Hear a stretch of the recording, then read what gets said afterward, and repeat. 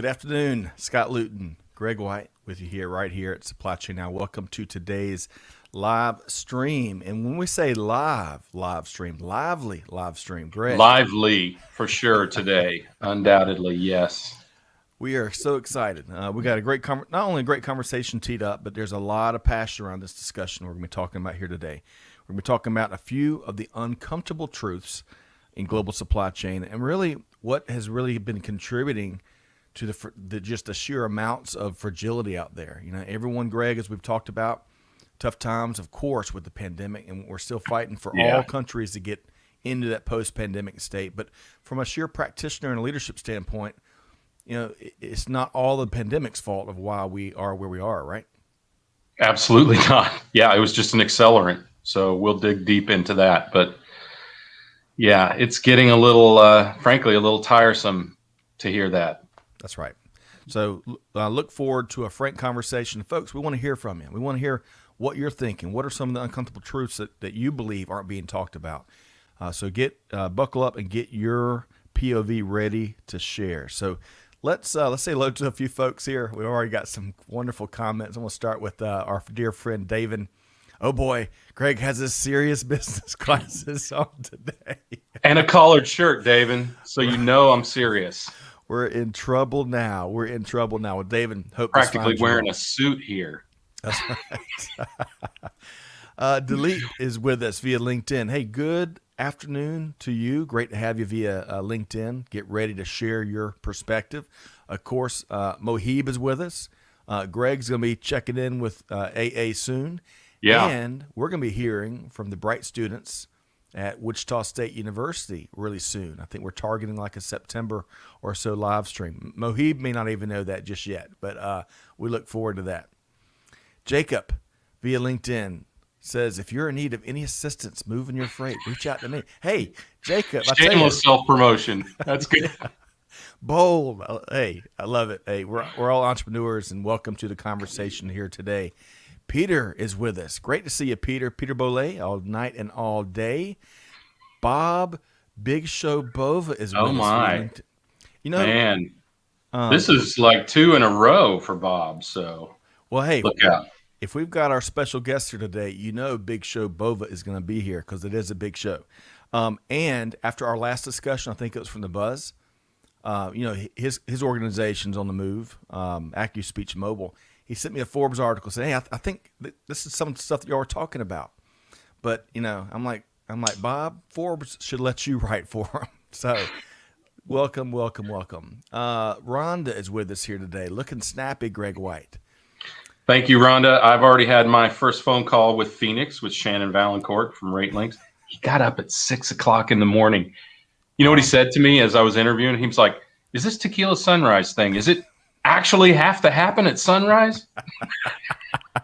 Shannon's not an engineer, is he? Well, hey, Shannon's great people. Rate Links is on the move, and he. Oh man, what an interview too! I won't preview it too much here, but man, what an interview! What an incredible vision he has, and way ahead of the market. Agreed, Jacob. Thank you, Rhonda. No publicity is bad publicity, boys. Hey, love that. We need some attitude like that. Padmaban, good afternoon from Chicago. First time attending the live stream. Padma, welcome. Great to have you here via LinkedIn. We expect some really good opinions and takes from you. So deep dish opinions from Chicago. That's right. What we want. Charles Heater's back with us. I've enjoyed his commentary on our live streams. Loving the theme today, the uncomfortable truths of global supply chain fragility. I'm with you, Charles, so get ready. We want to hear from you. Gary Smith is back with us from New York City. Great to see you. Gary, I'm sorry.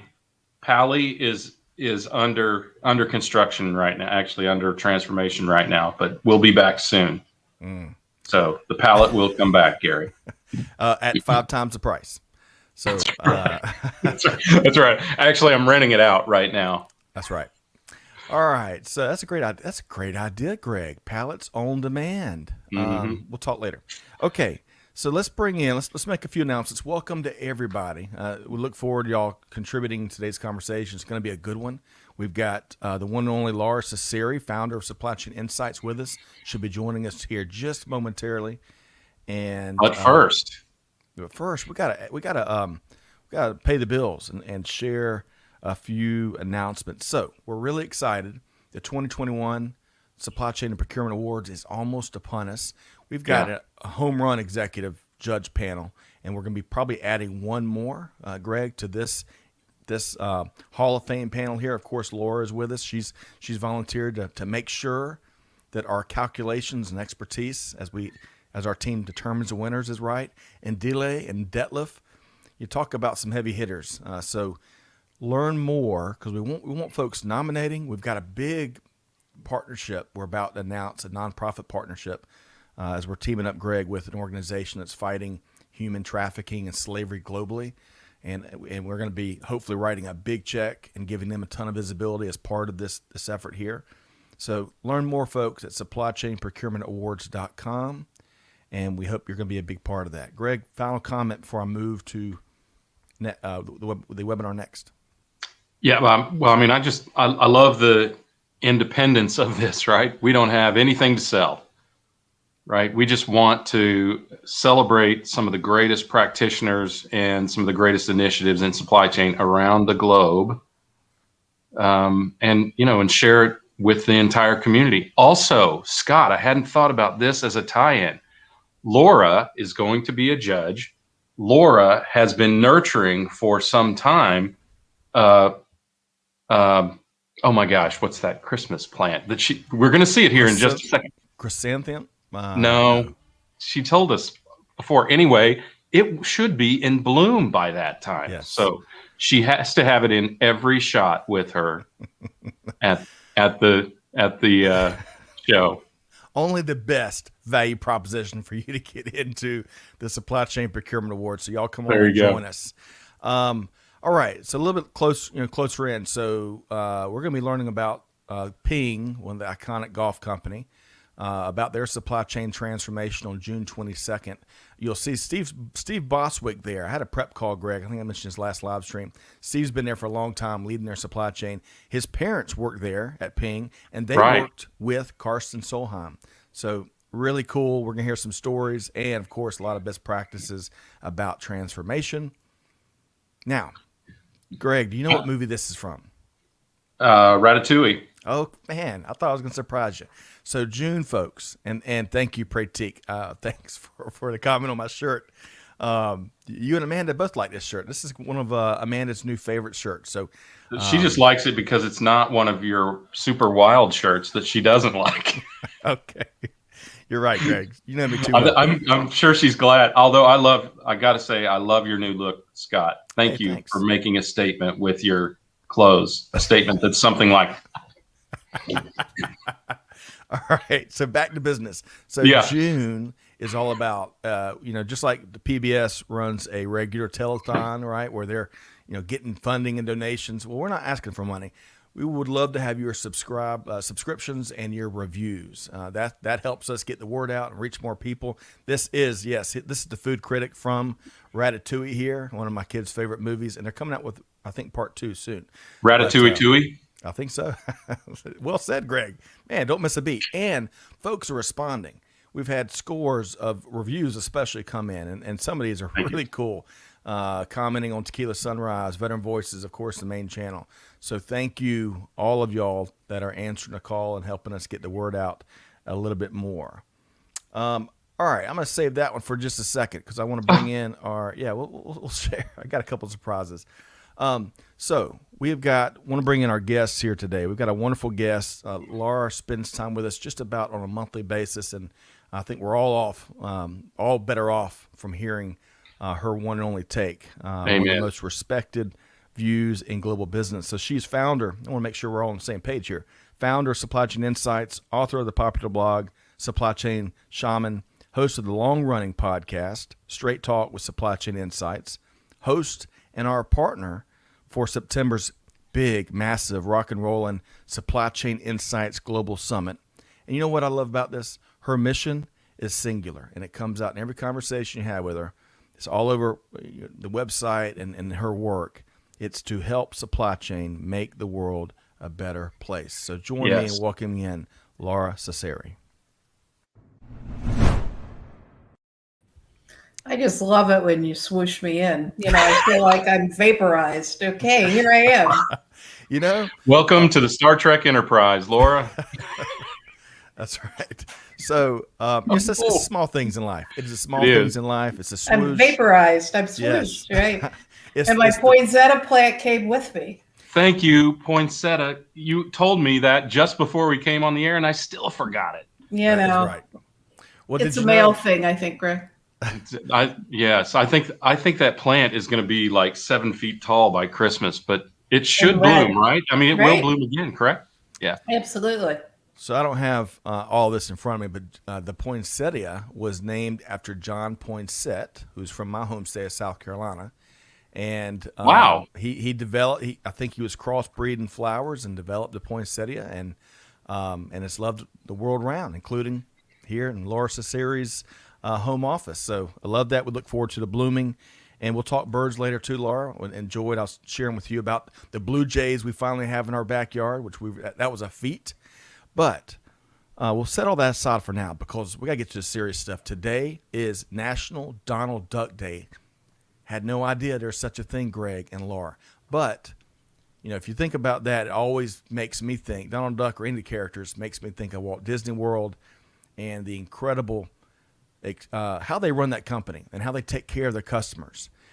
We went there, and I'm going to share this picture of my little kids here. So this was, I think, on one of our last trips. It's been a few years back, a few stones ago for me, Greg, as we were talking pre-show. But right. They had a blast. Our three kids had, as any kids do, and any adults do, had a blast. And we've been 2 or 3 times, including once as a kid. There's so many business lessons learned from how they run Walt Disney World. So that's where I want to start the conversation. Before we get to the uncomfortable truths, Laura, I want to start with you. When you think of Walt Disney World, and whether it is the parks or the Walt Disney Company and the products, and now Disney Plus, which is just a wonderful addition, what are some business takeaways for you? To me, it's about branding. It's about translating the brand into magic. So, when I go to the park and I look at the attention to detail from the landscaping to all of the facades, which you don't realize that many of them are just facades, they really do try to connotate the brand into everything they do. I'm not a big fan of Disney World for events. It's not the place that, I want to have event magic, but they do a great job on branding. Agreed. And Greg, I'm going to come to you next. One of my key takeaways on my last trip is just the logistics and transportation system of getting all these people into the park and out of the park every day. It's really fascinating. But Greg, what are some of your key takeaways? Well, similar to what Laura said, it's precision. Their precision, they put a fine point on everything. I mean, if you think about 2 brands who have built their brand very intentionally, obviously Disney has to be one, Chick-fil-A has to be another. And I think that that precision, the requirement of precision, creates a discipline in an organization that makes sure that the brand comes through 100% effectively every single time. And that's what it requires, which, by the way, ties right into supply chain if you think about it.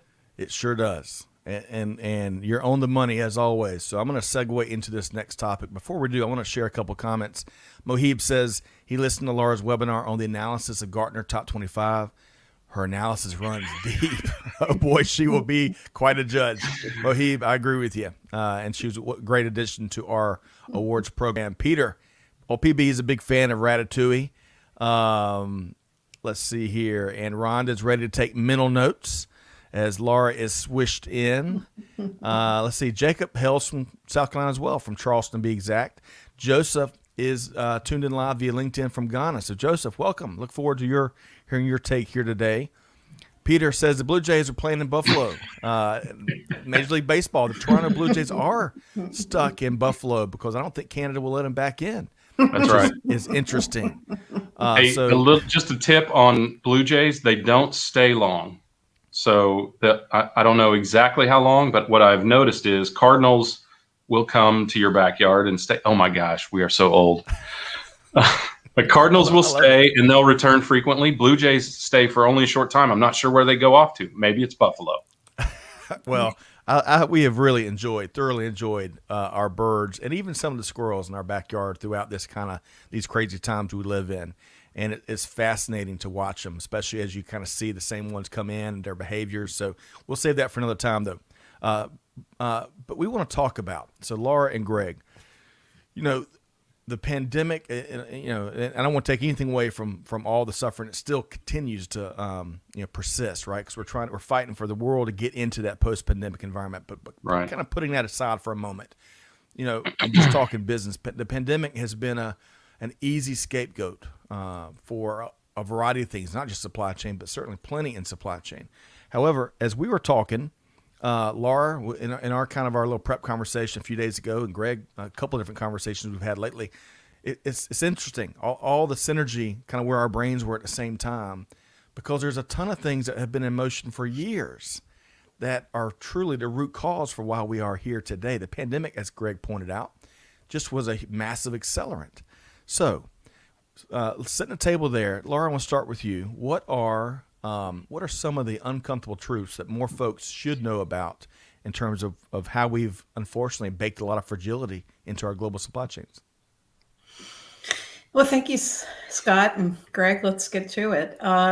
We shouldn't let a good crisis like the pandemic go to waste in terms of rethinking what we do.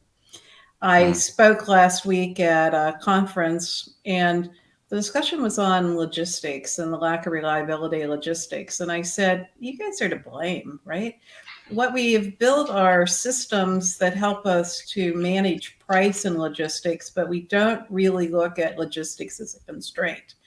And I said, we don't make it easy for people to get CDL and truck driver licenses, and you're not working with the municipalities to help us with the aging population of truck drivers, and you're not good shippers. You don't have joint control of assets, and let's look at the pallet and the container imbalances. All you want to do is minimize price and pay truckers net 180. So let's have an honest discussion about how we redefine logistics so that you can be a good shipper.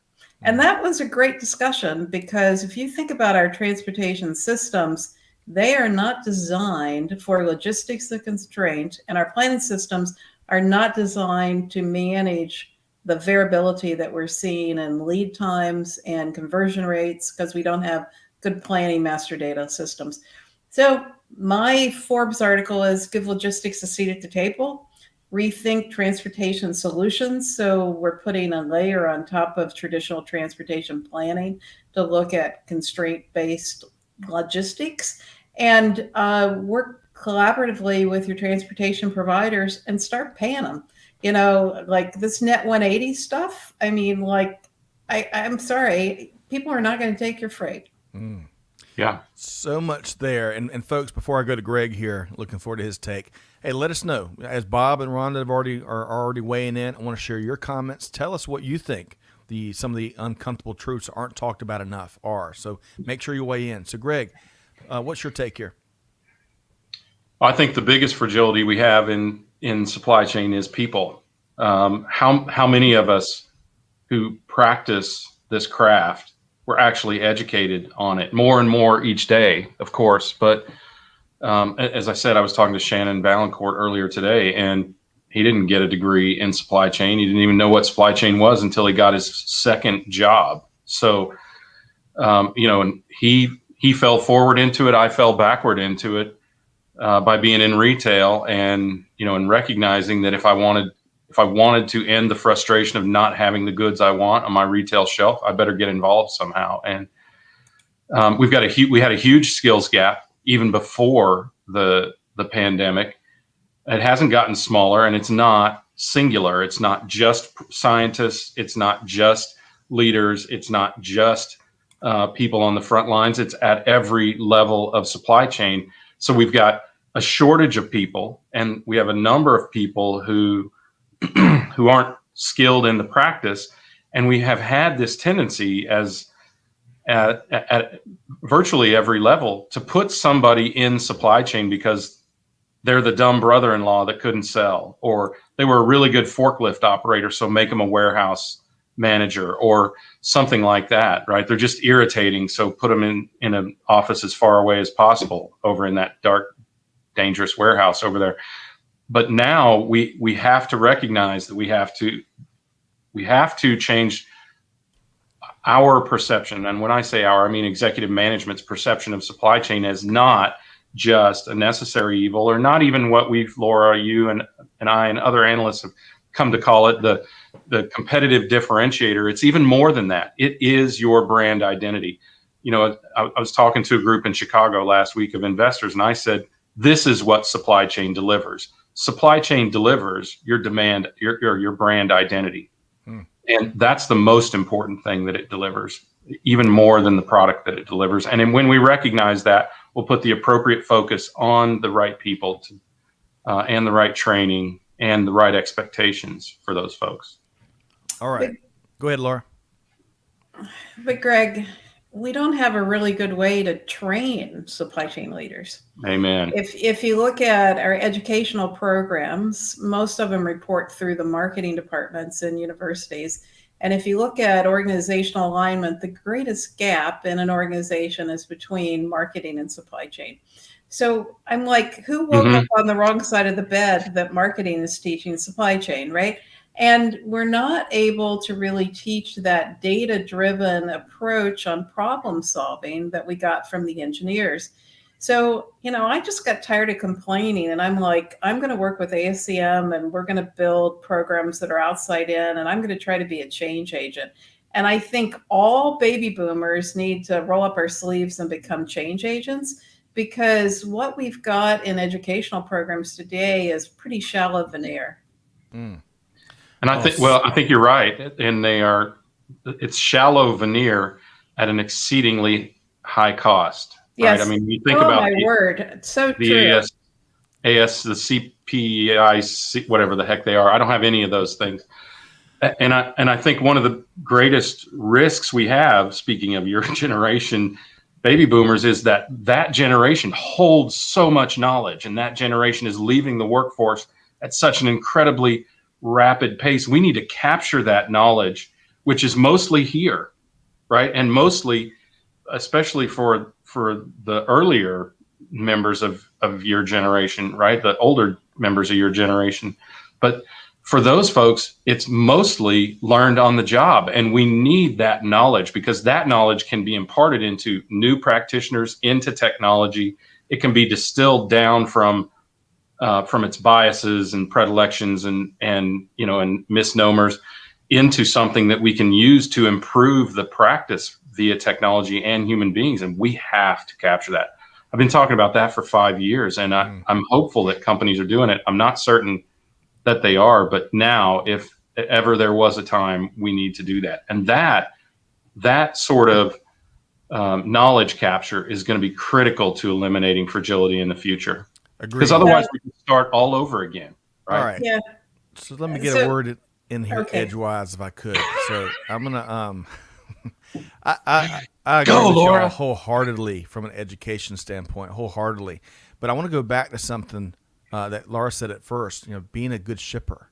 Being a good shipper. You know, to use a baseball analogy, you know, John Schuerholz led the Braves for a long time, and he was really known not only for fueling the streak, which is 14 straight division wins the Braves had, but he's also known of getting the best of trades, right? You almost didn't want to deal with John Schuerholz because you figured he was going to fleece you. And I mean that with all due respect, he should have. That's why the Braves did what they did. But going back to good shippers, you know, I think the cool trend that we're seeing is some forward-looking organizations understand that it's not one-sided. You know, so global supply chains, everyone needs to win, because it'll end up biting your supply chain. If you really want to take that hammer to all of your suppliers, you're going to end up losing. And unfortunately, you know, pulling on a quote, Laura, that we've been touting, Greg, this week about how automotive needs to plant more carrots, because carrots can be more powerful than the alternative, the stick. Unfortunately, that's one of the reasons why the automotive industry is where it is, because of that one-sided we win and you're going to lose. You're going to do exactly what we want you to do if you want all this business at low margin, of course. But so that wanting to be a good shipper, wanting to be a good supply chain partner, we've got to bake that more fully into how global supply chains are run. Lora, your take. Well, I want to go back to Greg's point Education. about capturing baby boomer knowledge, and then I'll get to that shipper point. So I started a podcast series when two of my good friends were diagnosed with glioblastoma and they're dying, and one died. And so I'm like, I just need to do podcasts with boomers to try to capture that. So I'd encourage people to listen to those. Because I think you're absolutely right, Greg. We've got to learn from, the leaders. But let's go to shippers, right? We've been working on sticks, not carrots. And I have this vision, and I'm not sure how I'm going to do it, but we need basically a trading partner index like a credit score. So, back in the 1960s, we didn't have credit scores, and no one knew if you had good credit or not when you went to the bank. But today you got a credit score, right? You can't get a loan without a credit score. And you've got all these systems that help you manage your credit score.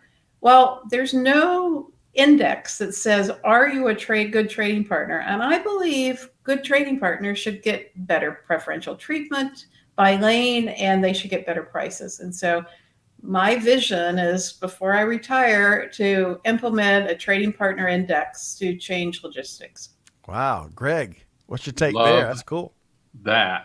Love that.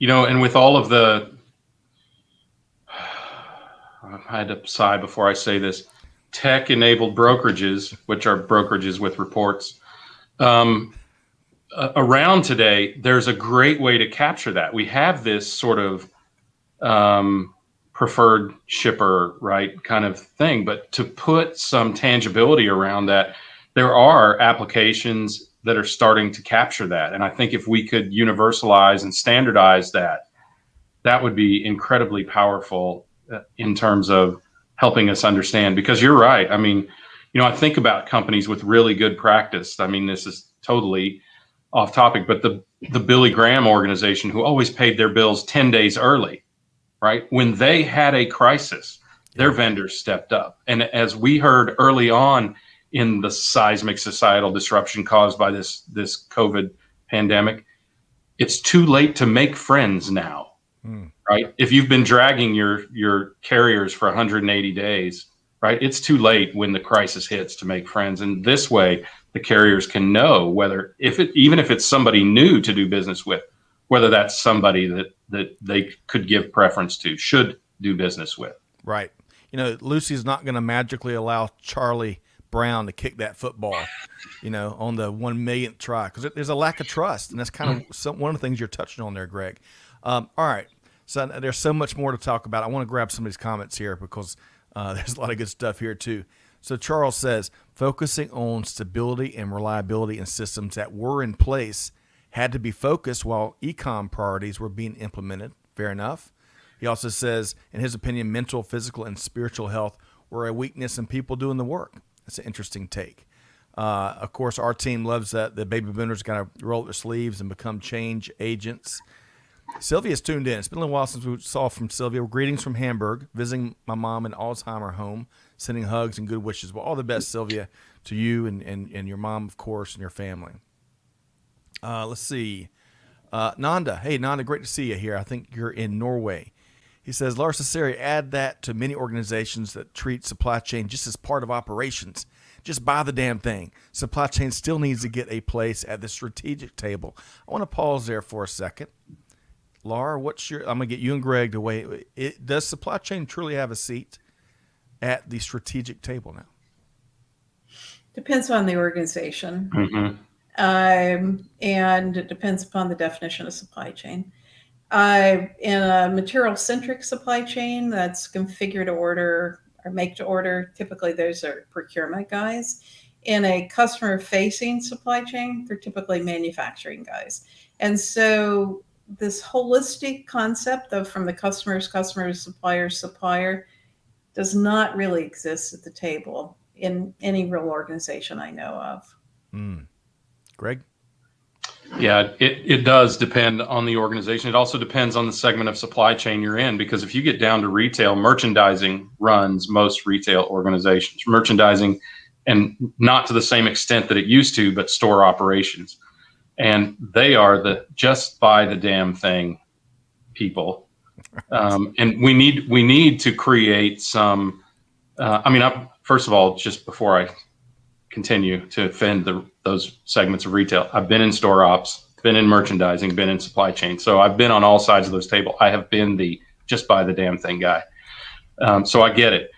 I get it a lot more now, and I think that's what we need to do. Is we need to propagate that information across the enterprise so that organizations understand that everything supply chain does impacts every other segment of the organization, and everything that every segment of the organization, including marketing, store ops, and merchandising, does. Everything they do impacts supply chain. It's not, they're all so codependent. No, they're so interdependent. Some are codependent. That's something we have to recognize for sure. Agreed. And can I go back to? I'm sorry. I keep going back to this. We keep going back to this baby boomer thing. Here's the thing that really concerns me: is the baby boomers are not afraid to speak. They are not afraid to teach. What I wonder is if anyone is listening. That is the thing that we need to nurture in our organizations, is listen. It's not all gospel. It's not all, it's not all transformational, but it's all valuable. So we need to listen as baby boomers do become those change agents, because there's a lot that they know. Well, along those same lines, Bob says mentorship becomes critical. Attracting young, intelligent, vibrant professionals is difficult in supply chain. No one is a kid that wants to grow up to be a supply chain pro. Is that, do y'all see that moving just a smidge at least? Laura, you're smiling. No, CSCMP had a program to make supply chain sexy at the high school level and at the community level, and we're just not there yet. And I laugh that the national debates are about manufacturing, but we are going to be short 10 to 15% of supply chain talent in 15 years, right? Unless we change something. I'm not talking about necessarily people that sign bills of lading, but I'm talking about people that really make decisions and run supply chains. And one of my real pet peeves is the fact that we don't actively design supply chains. I'm not talking about the bricks and mortar. I'm not talking about where you've got a distribution center or a manufacturing center, but only 9% of companies actively design supply chains. So what in the heck are we thinking, that we're not taking control of our supply chains? So I was a chemical engineer. I couldn't get out of school without designing distillation columns and heating exchangers. And I'm like, how can we just accept the supply chains as they are without really looking at reliability, feasibility of the plans, and taking ownership of our supply chain? We've really gone to sleep at the switch. I agree. Yeah. Go ahead, Greg. The fatal flaw in supply chain is that it has been seen as a cost-saving exercise. It's not a cost-saving exercise, and it's caused us to treat it in ways where we focus on this cost or that cost in the moment or in a segment of the supply chain, rather than treating the supply chain holistically. We need to understand that supply chain is primarily a risk balancing exercise.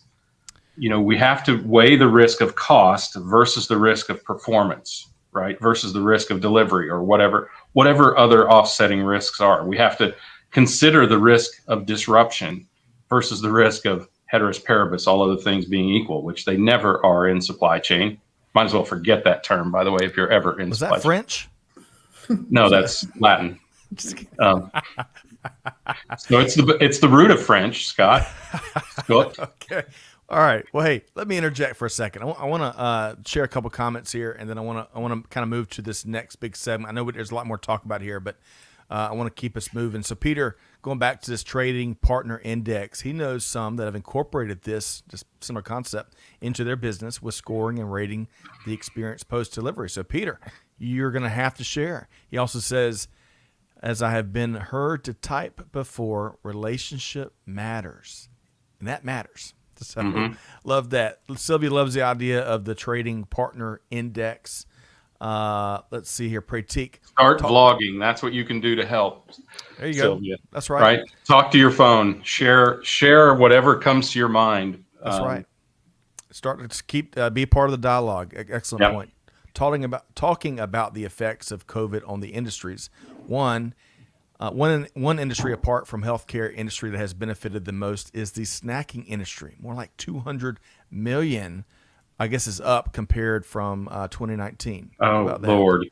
So I'm gonna pose. That's why we've all got 4 stone to lose. Well, I'm gonna pose this question to y'all, and then we're gonna move into some of the big changes and shifts that leaders must embrace. Not the Band-Aids, but the things they've got to embrace in the months and even the years ahead. But that's this question. Talk about uncomfortable and unpopular. This you got to give the people what they want, right? And in this day and age, it's instant gratification, instant delivery, and it doesn't seem like it's going anywhere, right? E-commerce, as we all know, is just blowing up, continues to blow up. But is same day and 1 day and 2 day even delivery good for global supply chain and good, for really industry? Laura. Well, order cycles should be part of the design. It's hard to generalize, right? An order cycle for a car is very different than something that I 3D print. But most people don't design the cycles, and they are not really conscious about managing time in the supply chain. And so it's really relative. Reliability is more important than shorter cycles. And Greg, your take on our endless need to get it and get it now. Well, I think that drives supply chains. Whether it's good for supply chains is almost immaterial. In the end, what does a supply chain do? It delivers product that a consumer, whatever stage of consumption you want to talk about, the people who consume goods to make other goods, or the people who consume those goods and buy them periodically. That's what drives a supply chain. So whether it's good for supply chains or not is immaterial. The economics will bear that out. The question to me is whether same day or 1 day delivery is feasible. And again, the consumer will determine that, whether they're willing to pay to get same day or 1 day delivery. We've talked about, some of us have probably done this. I did it as kind of an experiment when I needed something and I could get 1 day delivery. I tried it to see what it was like. And truth is, if I don't have to pay for it, I want 1 day delivery all day long. But when I have to pay for it, I'm a lot less likely to select it. So, as is often the case, we are subject to our customers, our consumers of our goods, as to how our supply chain operates and how we make that both risk tolerant, right, risk balanced, and cost effective. Fantastic. I appreciate you answering. And I've never been called immaterial in a nicer, kinder fashion, Greg, with my question. So thank you. Only in the Greg. I know you had to ask that question, right? Because well, I think it's not you, man. It is just from a sustainability standpoint and the health of the industry and the grind and the pressure. And I'm a big fan, a huge fan of the voice of the customer and what that customer and consumers want. That's our charge, right? But it's gonna be really interesting in the years ahead, especially as e-commerce continues to get a bigger and bigger share of overall commerce. The challenge is not getting any easier, folks, for sure. Okay, I want to share this quick. And this is Steve, so I don't have Steve's last name. But going back to kind of getting people in the industry, he's working on getting his oldest son excited about supply chain. He's a high school senior with his sights set on MIT. Man, I love that bold vision there. So Steve, let us know if we can help. I think that's part of the y'all, Greg and Laura both were kind of talking about the kind of the burden that folks that have been in the industry has, right, to give back and educate back and all that stuff. Well, we also, I think, we've got to own, the awareness of the careers that can be had and the heights of those careers in global supply chain. So, Steve, I love how you're doing that with your son. It certainly starts at home. Steve? Yeah, you'd be hard pressed to get a better education in engineering and science that could be applied to supply chain than MIT, for sure. That's right. And that was Steve Vilmetti. So thank you for sharing. Okay. So next, Laura and Greg, I've really enjoyed all that y'all have shared already, and really just having a frank conversation. There's tons to celebrate, right? And we find lots. It's really important. It's a big part of who we are to celebrate the good news. But having these frank conversations around different aspects of why we're here, it doesn't get enough visibility and attention. Some folks are they kind of shy away from some of these tougher conversations. So let's talk, Laura, starting with you. Greg and I were chatting earlier this week, and I think it was on a live stream, or maybe it was kind of on the phone. But he was really talking about if leaders don't learn and apply in a meaningfully sustainable way, these problems we're having that folks are hoping are blips, they're going to be right back at our door, toiling our global supply chains once again. So the question to you, Laura and Greg, is what major sustainable shifts, big shifts, not Band-Aids, do leaders need to make in industry in the months ahead to take true steps towards true resiliency and getting away from some of this fragility we're seeing? How much time you got, Scott? Hey, you know what? We might spill over, and this conversation is worth it. And I love when we get a smile from Laura first before she answers the question. Well, I think the first thing is our current processes are obsolete. They're inside out. They're not outside in and market driven. The enterprise is surrounded by lots of data, whether it's rating and review data, unstructured data, weather data, event data, consumption data, channel data, AIS signals, GPS signals, telematics signals. And what do all of those signals have in common? We don't use them. And we don't use them because there's no place to put them, and the processes aren't designed to use them. So what we have to do is look at outside in and multi-tier processes. The second thing is we need to build value networks. I have a real bone with the fact that our venture capitalists have bought the value networks that are in the market and degraded the value. And we've gone through consolidation of EDI networks. And so we've gone backwards in building effective networks. And there's no interoperability between any of the networks. Ariba, GT Nexus, Alemica, EDA Open, Nuology, they all operate differently without any interoperability and without definition of multi-tier processes. And why does that matter? 72% of the non-renewable resources lie outside of the enterprise. So if we're going to be serious about corporate social responsibility, we need to really put our money where our mouth is and build value networks. If we're going to track fair labor, we need authoritative identifiers and multi-tier processes. So I get really, really angry when I see all of these glossy corporate social responsibility documents and companies don't put their money where their mouth is, and they're not investing in value networks and really taking care of what we need to take care of. And you don't want to see Lora Cecere mad, Greg, right? I was mad today. You should read my post today, right? I'm like, Ariba came out in the market saying they got the biggest network. And I'm like, bigger is not better. Let's talk about functionality, boys and girls. And I'm tired of pretty press releases and putting lipstick on the pig. SAP is a market leader, but they're not the value contributor that they need to be. All right. So, Greg, lots of things to address there. Respond to. What's your take?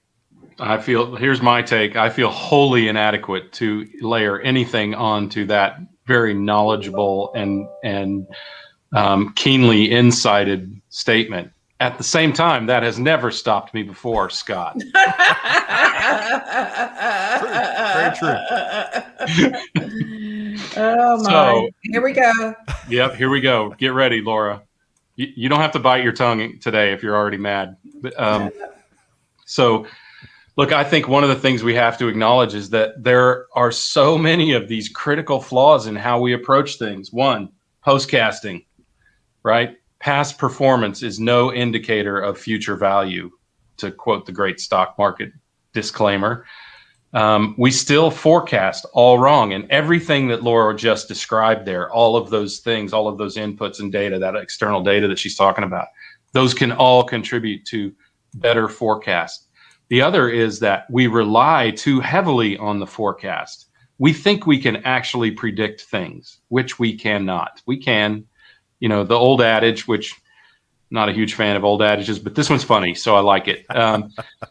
The old adage is there are two kinds of forecasts, lucky and wrong. And that's an absolute fact. And the fact is we have, at least in my segment of supply chain, in retail, in distribution, in finished goods, particularly supply chain, we've relied too much on the forecast and too little on supply chain resiliency and the technology that gives us or can create that resiliency in real time, in response, in planning, and then in replanning going forward. So those are two things that jump out at me immediately that, arguably maybe Laura didn't address directly, but I think they're right on the fringe of what she was talking about. And it's coming. But the problem is that we think about a forecast as time-phased data. We don't think about demand as a river. So if we think about demand as a river that translates market data through the organization across make, source, and deliver, and makes the data usable, we have to totally re-architect how we think about demand. Today, how we forecast is like a bad Polaroid picture taken on a rainy day. It does not help us with what we're doing. Yeah. And, we're enamored with putting in expensive systems and not really providing usable data and not holding ourselves accountable if that forecast is better. Very few companies measure forecast value add and hold themselves improvement and drive learning. So I think it's time that we say enough of this. Let's navigate the river of demand. Let's get going, boys and girls. I love that. I think "Demand is a River" is a Garth Brooks song. I think it was on one of his earlier LPs. And Greg, to your comment about forecasting, one of my favorite old dad jokes about forecasts is, what does Bigfoot and a accurate forecast have in? What's the difference between Bigfoot and accurate forecast? Well, folks have claimed to see Bigfoot at least a couple of times. So I love these comments. Demand and forecasting and the metrics and the value network. I mean, it really there's going to be so much attention and resources poured into these areas in the weeks and months to come, and I think that would be good for industry, and just hopefully the leaders that do see this as a massive turning point and a permanent turning point, they'll inspire the rest of industry to change. There's so much opportunity, and hopefully we're going to learn, as Greg and Laura are both pointing out, we're going to learn from the pandemic and not just get through it. We're going to learn and make the adjustments so global industry is stronger. I want to put some companies, those same companies that Laura addressed before, those companies will get through it. Other companies will backslide. I've already started to see companies backsliding, and some of them will get crushed, and frankly should. Right. And I think to kind of hopefully cap this off, Scott, but I think one of the things that we have to recognize is you asked the question, does supply chain really have a seat at the table? The fact that there is actually a question out there for those of us who are in supply chain, who wish so much that it was true, who believe that we are moving up the rungs of the ladder, that there is a question tells you that the improvement in performance and excellence in supply chain is still not in our hands. We still need the recognition of other members of the C-suite to enable us to give them the kind of performance that they demand, frankly, out of their supply chain. And that is the greatest lesson that I think leaders can learn is the leaders who are not engaged in supply chain need to recognize the value of supply chain to their organization as that deliverer of brand equity and brand value.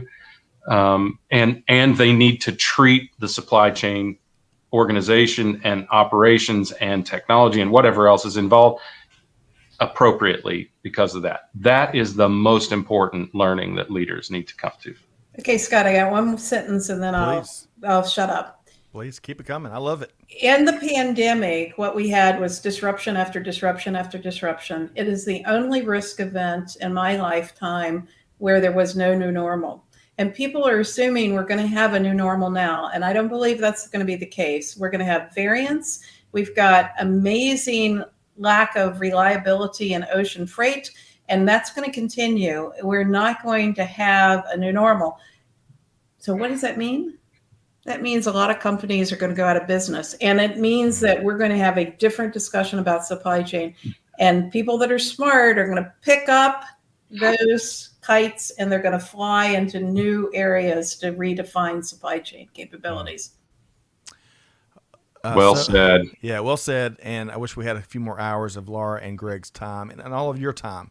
I want to share a couple of comments here. So Winnie is back with us via Indonesia and LinkedIn. Great to have you. And let us know what you're thinking about this conversation. What are folks in supply chain, leaders in supply chain, avoiding very comfortably?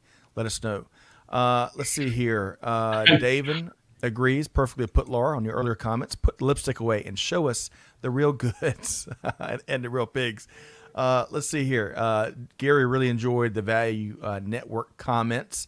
Peter mentions one of the systems you mentioned. He says, like the hyenas in Lion King that shudder at Mustafa, I shudder when I hear Ariba. Mohib says, takeaway note to self, get comfortable with being uncomfortable. Oh, did I just write that on live stream? He's got another winner here too. Does he? Yeah. Gary says, going back to education, he says, there's so much legacy knowledge that needs to be transitioned to our next generation. The pace is increasing, but there's some great historical knowledge that needs to be passed. The base of the house, Greg and Scott. Where's your book? He's referring to Gary, Greg. Gary is referring to your comment all the time about building your house not on shifting sand, right, but on the rock, right? And there's a Baptist hymn song around that supply chain observation you have. Let's don't sing it. Yeah. Yeah. I'll spare it this time. We'll let Nashville Cats do a latest version of that, Laura. And then Mahib says, I think that's what you're talking about. Says, yes. We spend a lot of hours in classrooms to learn how to get lucky with forecasting. That is priceless. Thanks. All right. And I got to share. There's two large comments here. I'll try to get it to Peter and Bob in a minute. But we've got to shift here. At 12:53, got a few more minutes of Laura's time. Talk about your opportunities to really have more of these conversations, right? Both in person and virtually. We've got the big Imagine 2030, the Supply Chain Insights Global Forum coming up, Laura. And we're really excited to be partnering with you and your team to be the exclusive provider for the virtual version of this event, right? We got a digital twin going on here in the events. That's right. So tell us a little bit about what you're really excited about with this event and how folks can jump in and be a part. So I design events for really extreme networking. And one of the reasons why Greg and Scott, I was excited that I could talk you into helping me out is I want to start a different discussion to build a guiding coalition. And what we do in the conference is we bring what I think are the best speakers, we challenge people, and we drive a different discussion. So we start with the Supply Chains to Admire Award winners. And by the way, the Supply Chains to Admire webcast is next week if you want to see which companies have outperformed their peer groups. And we then get into new business models. So we're getting into how have people used supply chain to drive growth, different business models. And then we talk about leadership. So I handpick all of the speakers. And there's no sponsorships, no glorified booths and tchotchkes. It's really about a different discussion. And so in the room, there'll be 100 people. I limit the number of technologists, and I make the technologists send thought leaders. No technology salespeople can come. And the business leaders come because they want to have a different discussion, and everybody will have to have their vaccination card. But I know that a lot of companies can't travel right now. So we're going to have a rocking conversation with you guys around, what's happening, how we drive a different discussion. Well, we appreciate that. And that's exactly, we love your vision. And when we first spoke about your vision for the event, you had us right there at the beginning. Yep. You bring the people together to have real conversations, not the typical fluff you have at not all events, but a lot of events, right? And again, from your primary mission, your North Star, helping supply chain truly make the world a better place. I mean, that's really what a lot of these conversations are going to be talking about. So we're really pleased, folks. You have to register, all right, whether you're going to be there in person or if you're going to take part virtually. You can, I think I had the URL here. We're really close. We're going to be, you're going to hear a lot more about this event in really the days ahead. We've been getting everything ready to go to make sure, we were talking Walt Disney World a minute ago, an hour ago, Greg. We want to make sure that the virtual experience is really engaging and it's not one-way communication. It's 2.5 days of highly interactive discussion. Yeah, we're going to learn from a lot of the speakers, but then we're going to talk about it. And we're going to have a little fun the whole way. So supply chain Bring insights. on the fun. Yes. Amp up the fun, right? Supply Chain Insights Global Summit.com is the URL, and y'all check that out. But Greg, what are you excited about? I love that this is kind of the new era of events. I mean, you don't have to be there to get the value because we've discovered these tools, right? And we have organizations like Supply Chain Now. We can connect people that can't physically get there or as Lora said, because their organization isn't traveling or they can't afford it or they can't dedicate 2 or 3 days or 4 days to travel in an event. This makes it much, much more consumable. And it does, as we saw early in the pandemic with AIAG, it gives more people the opportunity to engage and to learn. And look, we just spent less than an hour with Lora, and look at all the value that has brought to the community. Just imagine what 3 days of that can bring. It's powerful, powerful stuff. Agreed. And we're going to be rolling out all the speakers soon as the agenda continues to finalize. Jane Kaiser, leader of Bayer North American Manufacturing, I think is going to be speaking, which is just a wonderful addition. We've got Western Digital and their director of logistics, which is part of the program. That's one of Laura's favorites, and talking with her the other day. You're going to hear from some of the brightest and folks that are changing the game, and then we're going to talk a lot about that. So we're going to enjoy each other's company. We're going to have a lot of fun. We're going to leave there with 1,700 pages of notes, Greg. Yeah, Lora is going to make sure of that. I mean, seriously, the screening process that she goes through to make sure that you are getting the highest value speakers and participants is top notch. That's right. And if you can pass Laura's test, you can do just about nearly anything in industry. But Laura, we're really excited about it. Looking forward to getting the global community involved in the discussion and the event.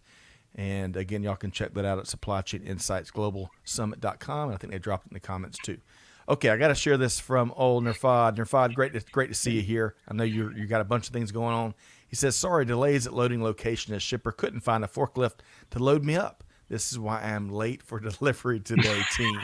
Well, that's okay, Nerfad. That's okay. You're out there doing the good work, making it happen, and I really hope you and your family are doing well. Okay, Laura, you got so much going on.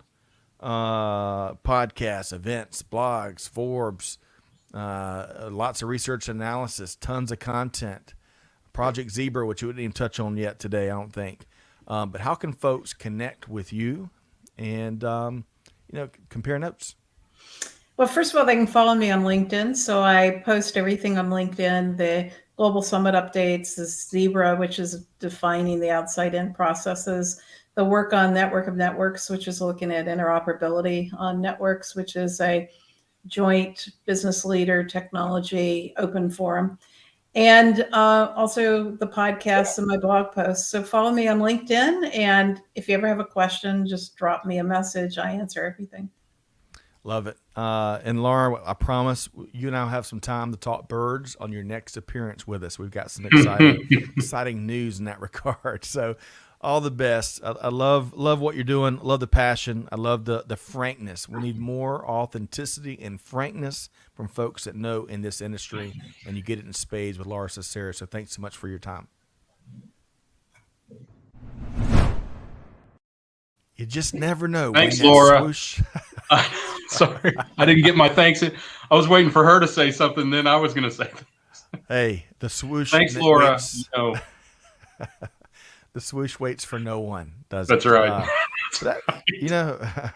Appreciate everybody's comments here. I know we couldn't get to everybody. A ton of topics to kind of work into a conversation like this one right here. Let's see here. And Donna, well, let's share a couple more comments here, and then we might run over a minute or two. But Donovan says, really want to thank you guys for your insights of the supply chain management industry and for driving this conversation forward. So he's a supply chain management major at University of Houston downtown. He also works on the ground level for FedEx. How about that? FedEx Express, one of the best supply chain management companies in the world. Fred Smith is amazing, he says. But I want to get a little advice on things I can be studying aside from coursework to better prepare myself to become a supply chain expert. And I don't have the rest of his comments there.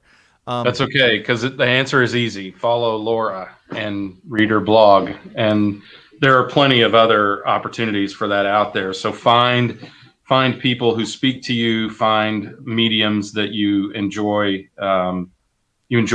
absorbing information through, and you will find a specialty or knowledge, of course, that you can't get in school. You know what? I've got an answer to Donovan's question that I'm even surprised Greg with. I'm not sure he knows yet. And so we're going to, what our aim is really to Donovan's question, right? We've talked about it before. We really want to give a good answer with resources to help folks, whether you're already on the track, already working in supply chain like Donovan is, and looking for ways to, leverage up and advance, or folks that are looking to break into supply chain. Well, we've got our first yet to be named educational academy-like session on July 29th, I think the date is. Well, of course, we'll have more information soon. And we're really drawing on people amongst our network and in our community to jump in and share what they know, kind of what Greg and Laura was talking about earlier. Peter Bollet is going to be talking, giving 7 great tips for advancing your career from someone that's been there and done that. As his comment says here, he talked about, my past employee had a really good forecasting system, but it failed because users did not add in future events. Hence, the demand planning part of its forecasting was never accurate for 10 aircraft painting events that burned through a large number of consumables like abrasive tape, plastic wrap, etc.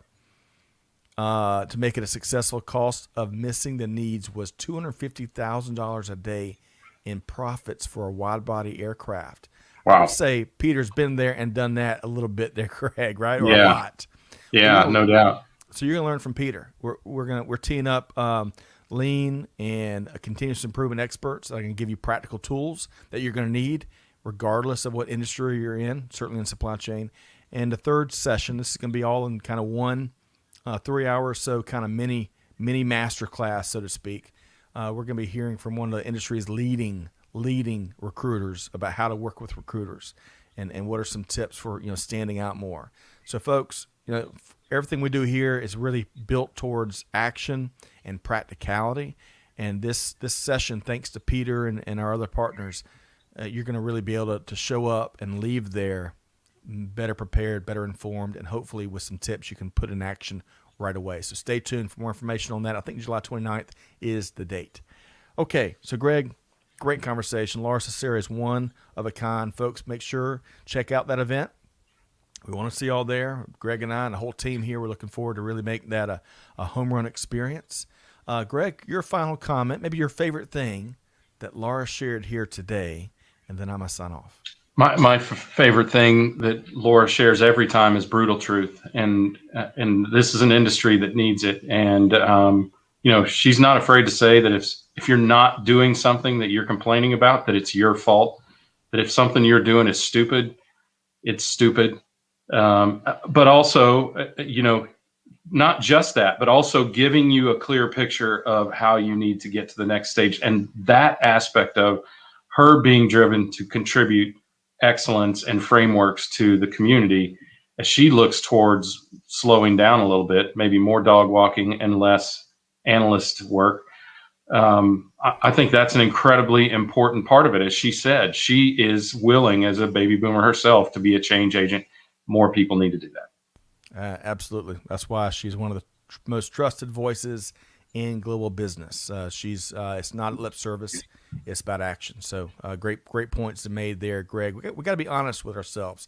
That's the only way we're gonna make real, meaningful progress. I got to share this with Winnie, since we did ask Winnie for her take here. She says, "Thank you, Scott, Greg, and Laura. For Indonesia, we have a huge difference of spectrum from cities with companies that are starting to invest in digital technology, in supply chain, and supply chain finance, versus cities that have subject matter experts who are learning to use laptops for the first time, yet have 2 mobile phones." Interesting. Yeah. Winnie, keep the observations from Indonesia coming. We'd love to learn a lot more about what you're seeing there.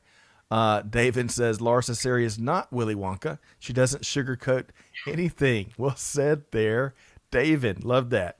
Okay. Well, as much as we would love to deconstruct our conversation and share a lot more of our favorite parts from the conversation we've had here today and hear from everybody, we've got to call it a day, at least for now. On behalf of our entire team here, wishing you all the best as we start to wind down yet one more week. I tell you, the weeks are just flying past. Hey, if you like what you heard here today, be sure to find us at supplychainnow.com or wherever you get your podcast from too. You can subscribe. You can hear also from Tequila Sunrise, some of the best programming. It's getting better and better in that investment and entrepreneurial and supply chain tech game. But most importantly, Greg, on behalf of you and Amanda and Clay and really the whole team here, Allie's out there live tweeting throughout the session. So many great t-shirt-isms. Most importantly, folks, do good, give forward, be the change that is needed. Be like Greg and Laura. And on that note, we'll see you next time right here at Supply Chain Now. Thanks, everybody.